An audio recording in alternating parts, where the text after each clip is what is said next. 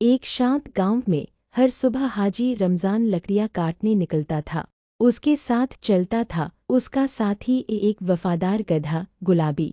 ये रास्ता सिर्फ जंगल तक का नहीं था, बल्कि सच्ची दोस्ती और भरोसे का था।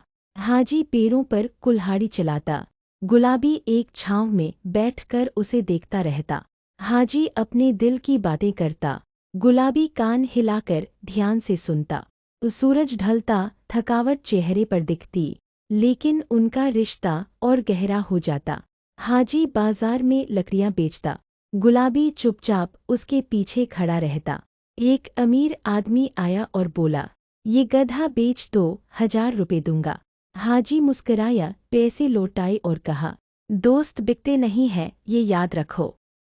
हाजी मुस्कराया, अमीर की ओर देखा और नोट लौटा दिए। नरमी से बोला, दोस्ती बेची नहीं जाती, याद रखना। गुलाबी चुपचाप खड़ा रहा, जैसे समझ गया हो कि वो अनमोल है। गर्मी और थकावट ने आखिर हाजी को गिरा दिया।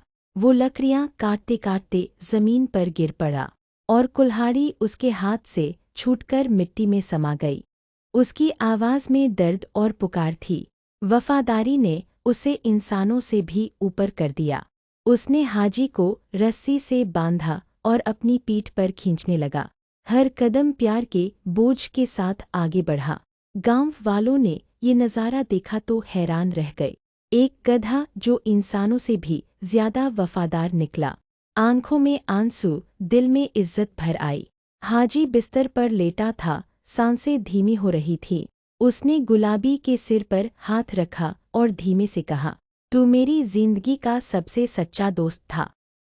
अब भी गुलाबी रोज उसकी कब्र पर आकर बैठता है।